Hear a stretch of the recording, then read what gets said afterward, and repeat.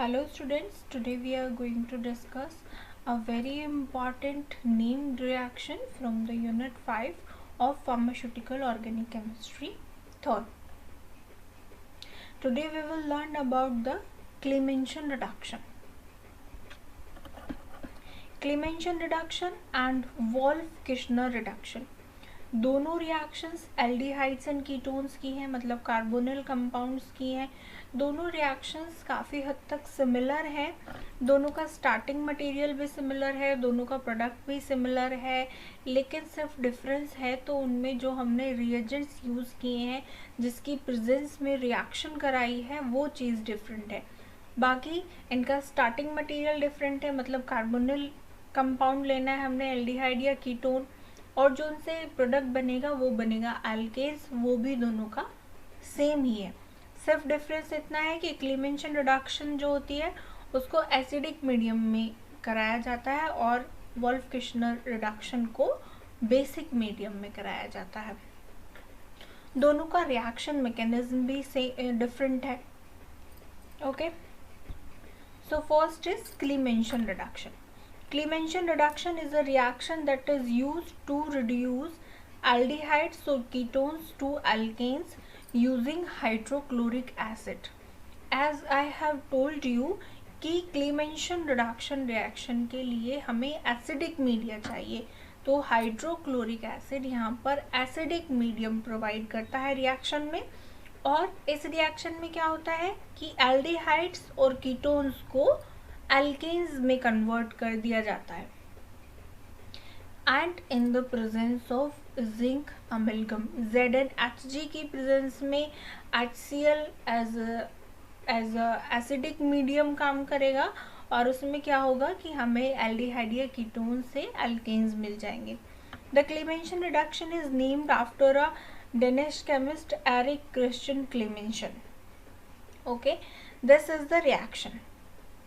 जब हम किसी भी एल्डिहाइड को या कीटोन को जिंक अमलगम की प्रेजेंस में और HCl की प्रेजेंस में रिएक्शन कराते हैं तो हमें सिंपल एल्केन्स मिलते हैं, मतलब कि रिडक्शन हो रहा है कार्बोनिल ग्रुप का एल्केन्स में.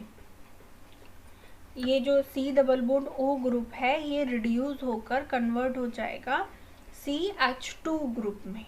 Okay, so this is the main reaction of Clemmensen reduction. Now come to the mechanism.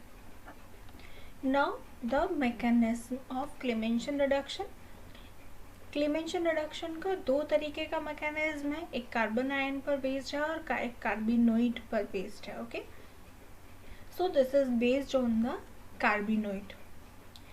इस मैकेनिज्म में क्या होता है, जो जिंक अमलगम प्रेजेंट होता है, जिंक अमलगम की प्रेजेंस में हम रिएक्शन कराते हैं, उसमें से जिंक जो होता है वो कार्बोनिल कंपाउंड के कार्बन पर रिएक्ट करता है. और कार्बन पर रिएक्ट जैसे करेगा तो डबल बॉन्ड का पाई बॉन्ड ब्रेक होकर वो अपना एक लोन पेयर ऑफ इलेक्ट्रॉन लेकर ऑक्सीजन पर शिफ्ट हो जाएगा. कुछ इस तरीके का स्ट्रक्चर बन जाएगा. ओके, कार्बन पर एक वैलेंसी या एक वैकेंसी खाली हो जाएगी जिसकी वजह से उसके ऊपर पॉजिटिव का चार्ज आ जाएगा, क्योंकि उसका एक लोन पेयर ऑफ इलेक्ट्रॉन तो ऑक्सीजन ने अपनी तरफ ले लिया. अब ऑक्सीजन जिंक के साथ एक बॉन्ड बना लेगा और जिंक उसके साथ अटैच हो जाएगा. इसके बाद स्टेबलाइज होने के बाद जिंक ऑक्साइड रिएक्शन से निकल जाएगा. ओके, अब हमारे पास अनदर जिंक मेटल आता है पिक्चर में, जो कि कार्बन की दोनों वैलेंसीज को पूरा करता है और कार्बन के साथ डबल बॉन्ड बनाकर जुड़ जाता है. ओके, अगेन HCl का काम स्टार्ट होगा. HCl में से प्रोटॉन आएगा और प्रोटॉन कार्बन पर आकर अटैच हो जाएगा. फिर से अगर जब प्रोटॉन कार्बन पर अटैच होगा तो जो Zn के साथ डबल बॉन्ड बना हुआ है वो ब्रेक होगा और उसका एक lone pair of electron Zn पर आ जाएगा. ओके, फिर अगेन HCl का काम होगा, HCl आएगा, अपना प्रोटॉन देगा, फिर से प्रोटॉन कार्बन पर अटैक करेगा और अटैच हो जाएगा, जिसकी वजह से जिंक जो होगा वो Zn+2 की फॉर्म में निकल जाएगा और फाइनली हमें जो कंपाउंड है वो अल्केन की फॉर्म में मिल जाएगा. So this is the first mechanism which is based on the carbenoid, and here is the another mechanism. This is based on the carbanion. इस मैकेनिज्म के अकॉर्डिंग क्या होता है, कार्बोनिल कंपाउंड हमारा स्टार्टिंग मटेरियल है, इसमें HCl में से प्रोटॉन का काम पहले स्टार्ट होता है, Cl का काम पहले स्टार्ट होता है. इसमें सबसे पहले प्रोटॉन आएगा और वो ऑक्सीजन के साथ बॉन्डिंग बना लेगा. ओके, बॉन्ड बनाने के बाद क्या होगा कि जो डबल बॉन्ड से ऑक्सीजन जुड़ा हुआ है वो ब्रेक होकर उसका चार्ज ऑक्सीजन के ऊपर आ जाएगा और कार्बन के पास पार्शियल पॉजिटिव चार्ज आ जाएगा. नो, पार्शियल नहीं, पॉजिटिव चार्ज आ जाएगा, जिसकी वजह से कंपाउंड कुछ ऐसा बन जाएगा. ओके, फिर जिंक का काम स्टार्ट होगा. जिंक है, जिंक की वैलेंसी 2 होती है, जिंक अपने एक्टिवेट फॉर्म में Zn+2 की फॉर्म में होगा और कार्बन पर अटैक करेगा. कार्बन पर अटैक करने के बाद वो उसके पॉजिटिव चार्ज को नेगेटिव चार्ज में बदल देगा अपने 2 इलेक्ट्रॉन्स देकर. यहाँ Zn ने अपने 2 इलेक्ट्रॉन कार्बन को दे दिए और उसके पॉजिटिव चार्ज को नेगेटिव चार्ज में बदल दिया, मतलब कि उसको इलेक्ट्रॉन दे दिए तो उसके पास एक लोन पेयर ऑफ इलेक्ट्रॉन हो गया, उसके पास माइनस का चार्ज आ गया. फिर से हमारे HCl का काम स्टार्ट होगा.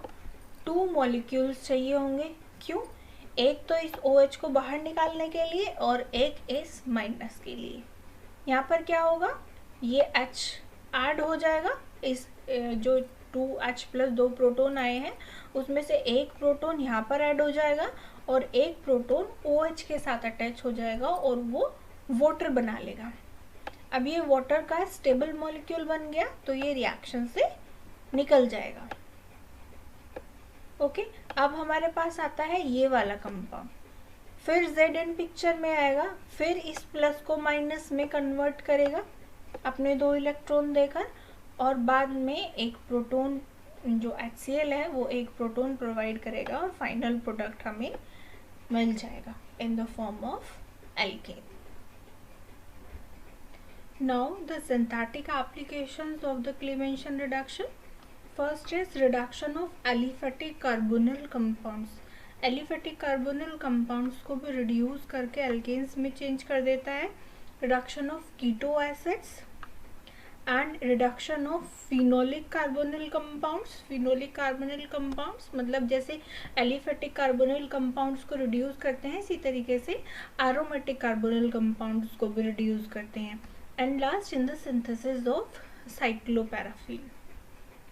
These are the synthetic applications of Clemenson reduction and it has 2 mechanisms. First is based on carbenoid and another one is based on carbanion.